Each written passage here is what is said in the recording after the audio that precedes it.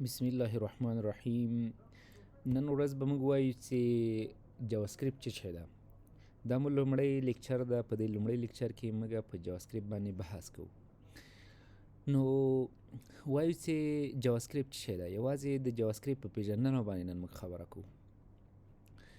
جاواسکرېپټ چې ده is a powerful client side cross platform and lightweight programming language. دې نه هدف دا ده چې جاواسکرېپټ کې چې کوم څه شی پروګرام جوړیږي یا ویب سایټ جوړیږي یا بل څه اپلیکیشن جوړیږي، دا ډېر پاورفل قوي ژبه ده چې یا قوي پروګرام دغه په اساس باندې جوړېدلی شي. او دا ژبه چې دا کلاینټ سایډ کار کوي. یعنې دا په دې معنا چې موږ یو اپلیکیشنونه یا ویب سایټونه چې جوړوو یا د کلاینټ سایډ لپاره جوړوو یا د سرور سایډ په اساس جوړوو. که کلاینټ سایډ یې جوړ کړو یوازې یو یوزر په خپل کمپیوټر کې هغه استفاده کولی شي. که سرور سایډ یې جوړ کړو نو دغه اپلیکیشن موږ بیا په سرور کې ذخیره کولی شو. کلاینټ چې هر وخت وغواړي د براوزر په طریقه باندې سرور ته ریکویسټ کوي، غوښتنه کوي، بیا سرور ځواب ورکوي. یعنې مطلب له دغه ځای نه د یو کمپیوټر نه دی کولی شي چې د سرور نه ځواب ترلاسه کړي. یعنې د براوزر په توسط باندې هر کمپیوټر کې چې براوزر موجود وي د هغه په توسط باندې دی غوښتنه له سرور نه کولی شي چې ماته دا صفحه رن که، دا صفحه رن که. پروګرام اصلي پروګرام اپلیکیشن دا په سرور کې موجود ده، خو اکسس کېږي له کوم ځایه؟ له کلاینټ نه اکسس کېږي یا له هر کمپیوټر نه اکسس کېږي د براوزر په توسط باندې. دې ته بیا موږ سرور سایډ وایو. نو جاواسکرېپټ کې چې کوم اپلیکیشنونه جوړیږي هغه یوازې په چی باندې کار کوي؟ کلاینټ سایډ باندې کار کوي. او کراس پلیټفارم په دې معنا چې دا جاواسکرېپټ چې ده دا په هر ډول براوزرونو کې یا په هر ډول سیستمونو کې یا په هر ډول کمپیوټرونو کې دا کار کوي. مثلا که زه اوس فایرفاکس لرم یا انټرنټ ایکسپلورر لرم یا ګوګل کروم لرم یا بل هر یو، نو په دې کې مې چې کوم ویب سایټ جوړ کړی ده دا په هر یو براوزر کې راخلاصېدلی شي. یعنې دغه کې ستونزه نشته چې دا یوازې په یو براوزر باندې خلاصېږي، نه، دا په هر ډول براوزر باندې خلاصېدلی شي او په هر ډول کمپیوټرونو کې دا کار کولی شي. مثلا که هغه ایفل دی یا هغه ډیل دی یا هغه ایچ پی دی یا هغه د وینډوز بیس ځینې نور هغه د کمپیوټرونه دي، صحیح ده. یعنې هر ډول کمپیوټرونو کې په هر ډول براوزرونو کې او دا کمپیوټرونه دا ویب سایټ موږ ته راخلاصېدلی شي په کوم په اساس چې جاواسکرېپټ په اساس جوړ شوی ده. بل لایټ ویټ پروګرامینګ لینګویج نه هدف دا ده چې په دې کې چې کوم پروګرامونه جوړ دي یا مثلا دې کې چې کوم ویب سایټونه جوړ دي دا په اساني سره یا په زر په سرعت سره په تیزی سره دا خلاصېدلی شي. یعنې دې کوډ چې دا ډېر دروند کوډ نه ده، صحیح ده، دا سپک کوډ ده چې کېدلی شي په سرعت سره یا په تیزی سره اجرا شي. جاواسکرېپټ چې دا د دې لپاره کارول کېږي چې هغه کې ډاینامیک یا انټراکټیو محتویات په یو ویب سایټ کې ځای په ځای شي.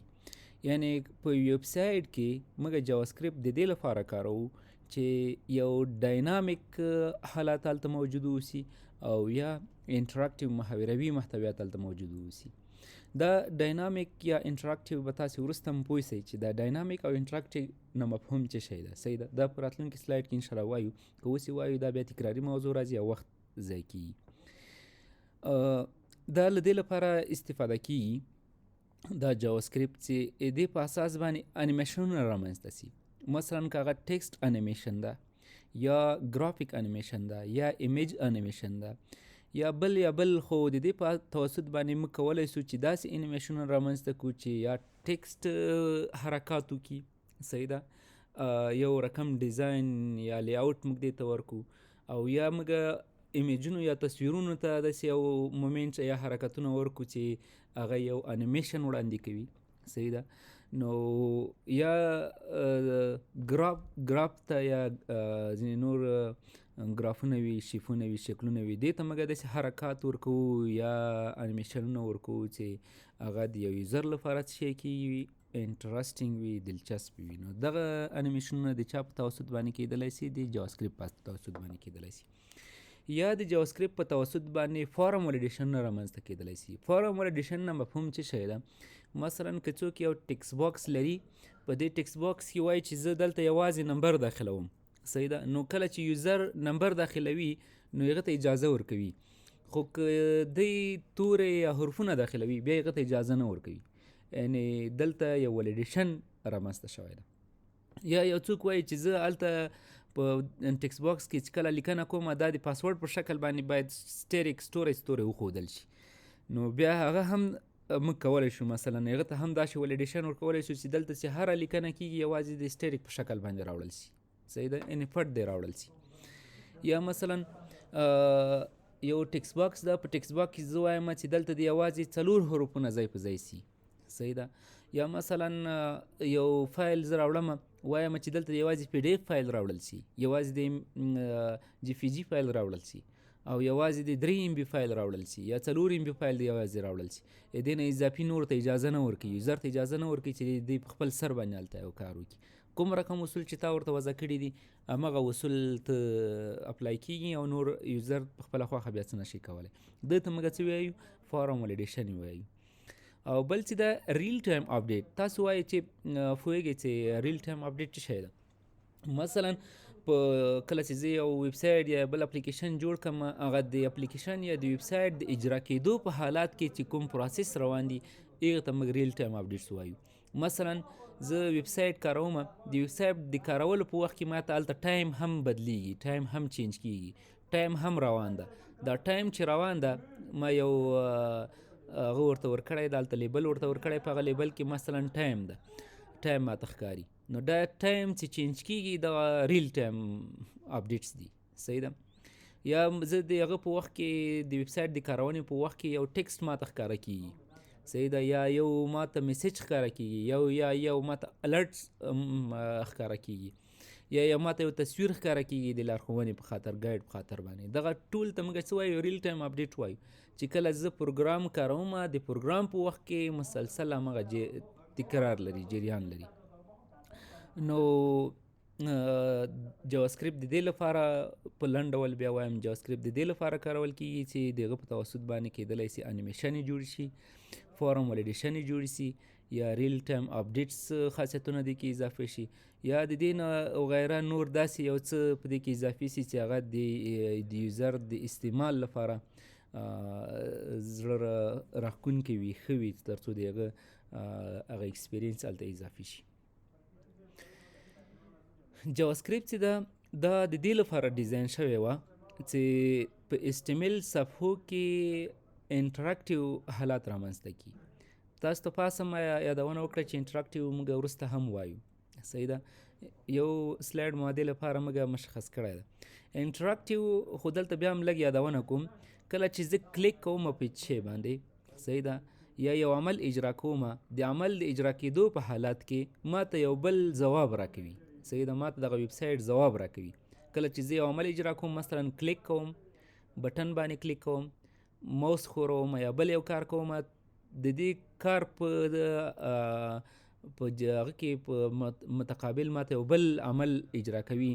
نو دغه ته موږ څه وایو؟ دغه ته موږ انټراکټیو حالات وایو چې یوزر د هغه سره په خبرو کې شي، د براوزر سره په خبرو کې شي، یا استعمالونکی د براوزر سره یا د پروګرام سره په خبرو کې شي، دې ته موږ انټراکټیو حالات وایو. نو جاواسکرېپټ د دې لپاره جوړ شوی ده چې HTML صفحه څنګه کې انټراکټیو کړي، یعنې داسې خاصیتونه په هغې کې اضافه کړي چې د یوزر سره یو محاوروي سیستم رامنځته شي. بل جاواسکرېپټ چې ده دا سکرپټینګ لنګویج ده. سکرپټینګ لنګویج چې دی دا یو ځان ته ژبې دي، موږ مختلف ژبې لرو چې هغه له جملې څخه یو سکرپټینګ لنګویج دی. سکرپټینګ لنګویج چې دی هغه ځینې خاصیتونه لري. مثلا یو دا خاصیت لري چې هغه انټرپریټر وي، صحیح ده، د انټرپریټر په اساس باندې ژباړل کېږي. کله چې زه یو کوډ کوم په هره ژبه کې چې یو کوډ کوم، دا بیا ماشین ژبې ته بدلیږي. دا خو ضرور ده چې باید ماشین ژبې ته بدل شي، ځکه ماشین یوازې 0 او 1 پیژني. نو کله چې 0 او 1 ژبې ته دا بدلیږي، ماشین ژبې ته دا بدلیږي، نو دلته یو ژباړن ته ضرورت ده. نو سکرپټینګ لنګویج کوم ژباړن کاروي؟ انټرپریټر ژباړن کاروي، کمپایلر نه کاروي. او انټرپریټر ژباړل چې دا هغه بیا وروسته زه درته وایم چې هغه کوم ډول ژباړن ده. بل چې دا سکریپټینګ لنګویج دا یو داسې ژبې دي چې دا په یو بل ژبه کې یا په یو بل اپلیکیشن کې یا په یو بل سافټویر کې دا امبیډډ شوي وي. مثلا د جاواسکرېپټ موږ ویلې جاواسکرېپټ خو چې دا په HTML کې امبیډډ کیږي. صحیح ده. نو همدغه شان هر یو سکریپټینګ لنګویج چې دا د یو بله ژبه کې هلته امبیډډ کیږي، یو بلې ژبې ته هم ضرورت لري. صحیح ده. نو ځینې بیا ژبې دي ضرورت نه لري خو کېدلی شي چې په یو بله ژبه کې ځای په ځای سي، امبیډډ سي. بل چې دا سکریپټینګ لنګویج مثلا څه شی سکریپټینګ لنګویج چې موږ مختلف ویلی شو. سکریپټینګ لنګویج کې موږ جاواسکرېپټ راوستلی سو، سکریپټینګ لنګویج کې موږ PHP راوستلی سو، سکریپټینګ لنګویج کې موږ فایتان راوستلی سو، ربي راوستلی سو. داسې مختلفې ژبې دي چې هغه د سکریپټینګ لنګویج یو ډول دي. بل چې دی جاواسکرېپټ چې دا عموم کې مستقیما په HTML صفحه کې امبیډډ کیږي. ما تاسو ته ویل چې سکریپټینګ ژبه دا خاصیت لري چې هغه په بله ژبه کې یا په بل یو اپلیکیشن کې دا امبیډډ کیږي. نو جاواسکرېپټ په عموم کې په کومه صفحه په کومو ژبو کې یا په کوم صفحو کې دغه کیږي امبیډډ کیږي، هغه په HTML صفحه یا په HTML لنګویج کې دا څنګه کیږي امبیډډ کیږي. مثلا که زه جاواسکرېپټ کوډ لیکم دا زه کولی سم چې یا به د HTML په صفحه کې ځان ته یو بلاک ورته جوړوم، د سکریپټ بلاک جوړوم، په هغې کې به دغه کوډ لیکم، او یا به د جاواسکرېپټ کوډ چې دا به په ځان ته صفحه کې لیکم. خو که ته په ځان ته صفحه کې لیکې نو بیا هم ضرور ده چې ته د همغې صفحې لینک د HTML په صفحه کې څنګه کې داخل کې، د HTML په صفحه کې هلته لینک ورسره ورکړي. نو دغه هم د امبیډډ کولو یوه لاره ده. او یا مستقیما جاواسکرېپټ کوډ راخلي د HTML په صفحه کې لیکي خو هغه هلته بلاک ورته مشخص کوي، هغه ساحه ورته مشخص کوي. صحیح ده. نو دې ته چې ویل کېږي دې ته امبیډډ کول ویل کېږي چې HTML په صفحه کې دا څنګه کېږي امبیډډ کېږي. بل چې دا جاواسکرېپټ چې دا یو انټرپریټډ لنګویج ده. صحیح ده. ما وختي ویل چې سکریپټینګ لنګویج چې هغه ژبې دي چې هغه انټرپریټر په اساس باندې ژباړل کېږي. نو جاواسکرېپټ د چا په اساس باندې ژباړل کېږي؟ د انټرپریټډ په اساس باندې. دا څنګه کېږي؟ انټرپریټر په اساس باندې دا ژباړل کېږي. انټرپریټر کوم رقم ژباړونکی ده؟ کله چې موږ یو ژبه کې یو کوډ ولیکو، صحیح ده، دا کوډ ضرور ده چې صفر یو ته بدل شي، ماشین ژبې ته بدل شي. کله چې دا ماشین ژبې ته بدلیږي نو دلته یو ژباړونکي ته ضرورت ده. هغه ژباړونکي چې دي د موږ سره مختلف ژباړونکي دي، اسمبلر ده، کمپایلر ده یا انټرپریټر ده. خو عموم کې اوس وختونو کې ډېر چې کارول کېږي انټرپریټر او کمپایلر کارول کېږي. انټرپریټر چې دا داسې یو ژباړونکی ده چې هغه کوډ چې دا لاین بای لاین ژباړي بیا یې اجرا کوي. مثلا یو ځل یوه لیکه وژباړي، صحیح ده، هغه لیکه چې وژباړل هغه بس رن کوي، بیا دغه نه وروسته راځي بله لیکه ژباړي، بیا هغه رن کوي، بیا راځي بله لیکه ژباړي، بیا هغه رن کوي. یعنې مسلسل یوه لیکه چې یو ځل وژباړي بیا هغه رن کوي، همدغه شان بله لیکه بیا ژباړي رن کوي. صحیح ده. دا د انټرپریټر خاصیت ده. او کمپایلر چې ده بیا دا رقم نه ده. کمپایلر څه پروګرام چې لیکل سوی، کوډ چې لیکل سوی، هغه ټول په یو ځل باندې ژباړي او بیا یې اجرا کوي. صحیح ده. یعنې ټول پروګرام یو ځل ژباړي او څنګه کوي بیا یې اکزیکیوټ کوي، بیا یې اجرا کوي. او انټرپریټر چې دا بیا لاین بای لاین کوي. نو جاواسکرېپټ چې دا یو انټرپریټډ لنګویج ده. او مثلا کمپایلر کې کومه ژبه راځي؟ جاوا چې دا بیا هغه کمپایلر ژبه ده چې هغه یو ځل کمپایل کېږي بیا انټرپټ کېږي. او جاواسکرېپټ چې دا هر څوک کولی شي چې بدون له دې چې دې باندې پیسې ورکړي، دې ته لیسنس واخلي، دا کولی شي جاواسکرېپټ استفاده کړي. ان دې ته لیسنس اخیستل یا په دې باندې پیسې ورکول ضرور نه دي. هر څوک کولی شي جاواسکرېپټ کوډ ولیکي او رن یې کړي.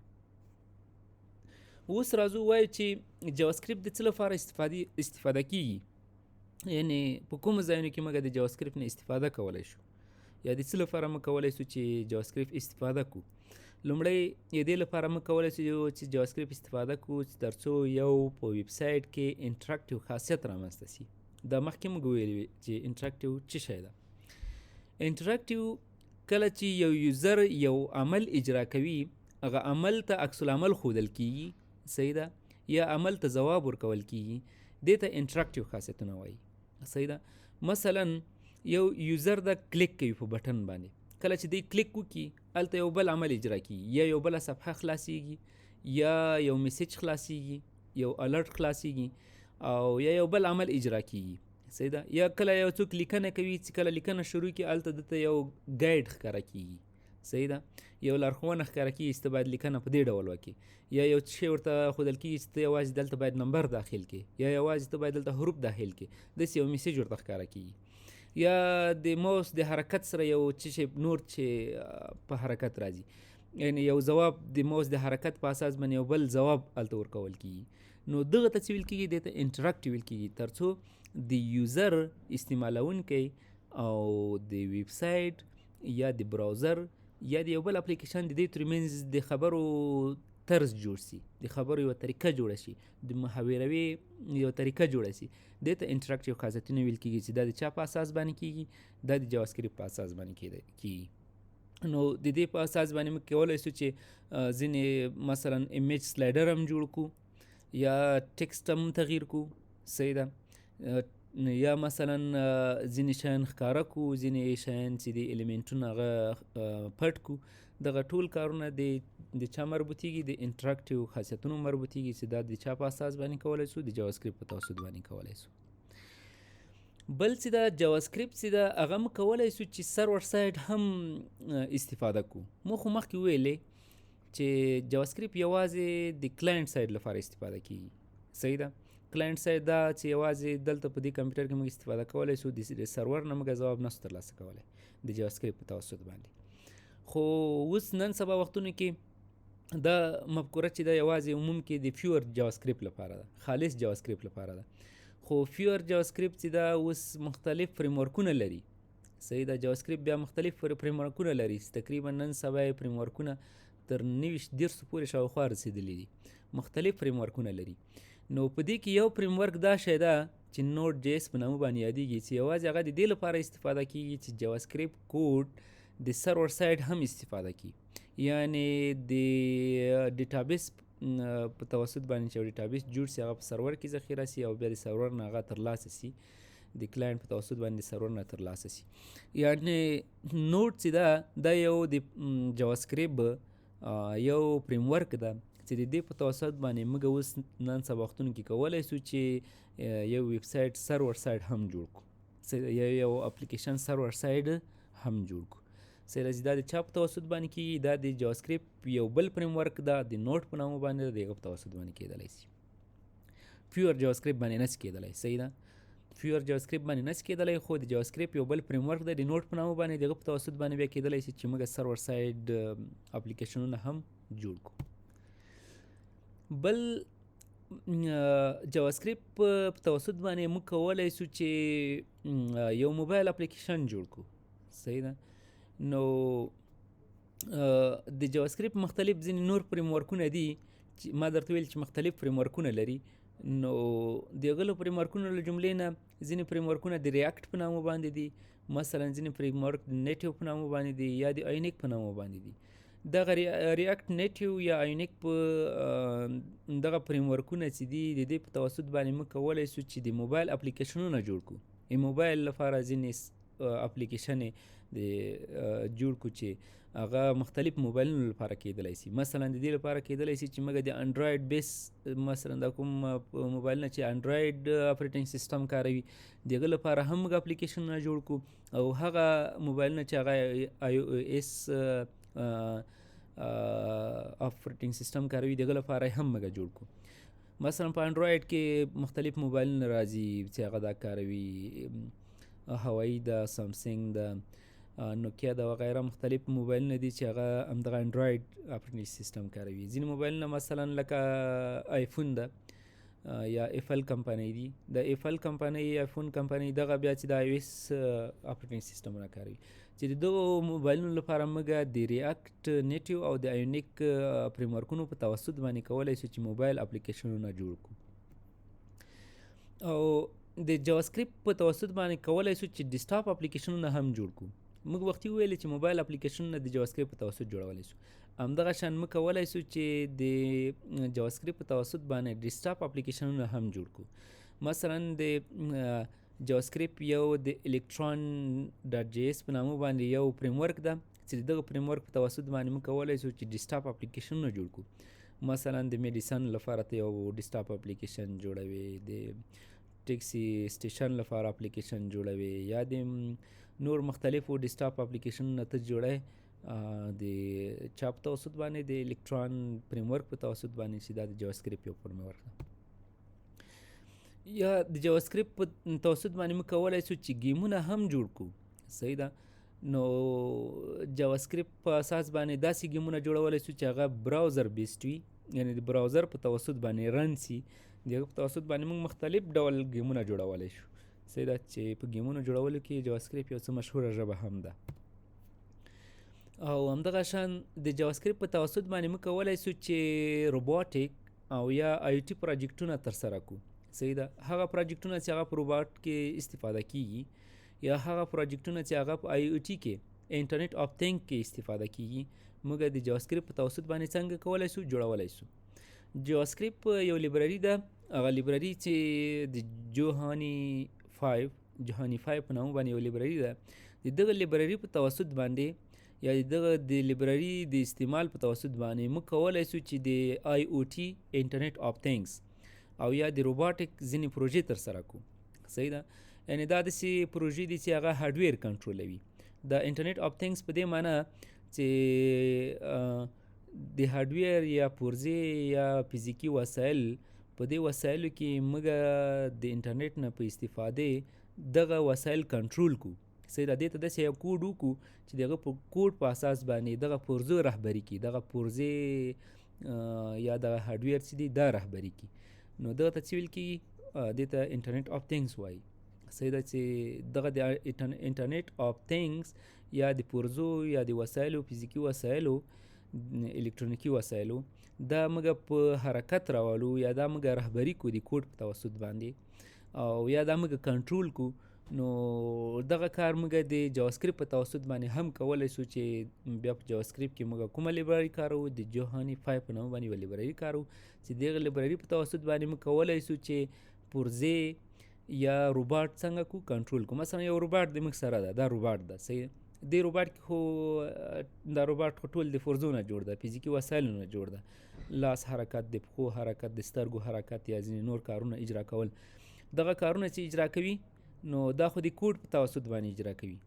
دغه کوډ چې دا دغه پروګرام چې دا کېدلی شي چې جاواسکرېپټ هم وسی. نن سبا ډېر خلک یې پایتن یا ځینې نور دا استفاده کوي، خو کولی شي چې تاسې د جوهاني 5 لیبرري په اساس باندې د جاواسکرېپټ یو لیبرري ده، دغه په توسط باندې هم ځینې کارونه په روباټ یا په انټرنیټ آف تھنګز دې کې تاسې اجرا کوي.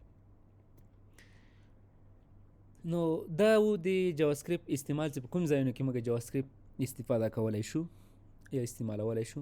اوس راځو د جاواسکرېپټ یوه لنډه هسټري وایو. صحیح ده. جاواسکرېپټ چې ده دا د برینډن ایچ لخوا په 1995 میلادي کال کې جوړ شو په لومړی ځل باندې. او دغه سړي چې د برینډن ایچ په نیټسکیپ کمپنۍ کې کار کوو چې همغه ځای کې دغه جاواسکرېپټ رامنځته کړې ده. نو په لومړیو وختونو کې جاواسکرېپټ چې ده د دې نوم موچا و، بیا دغه نوم چې ده لایف سکرپټ ته بدل شو. د لایف سکرپټ نه بیا بالاخره چې ته بدل شو؟ جاواسکرېپټ ته بدل شو، چې تر نن وخته پورې دغه ژبه جاواسکرېپټ په چی باندې یادېږي؟ په جاواسکرېپټ باندې یادېږي. نو دا زموږ د نن ورځې لنډ درس و چې جاواسکرېپټ پېژندنه وه. که تاسې کومه پوښتنه لرئ په دې برخه کې، تاسې کولی شئ چې په کمنټونو کې ماته ولیکئ او زما سره یا شریک کړئ. توجه مو نړۍ مننه.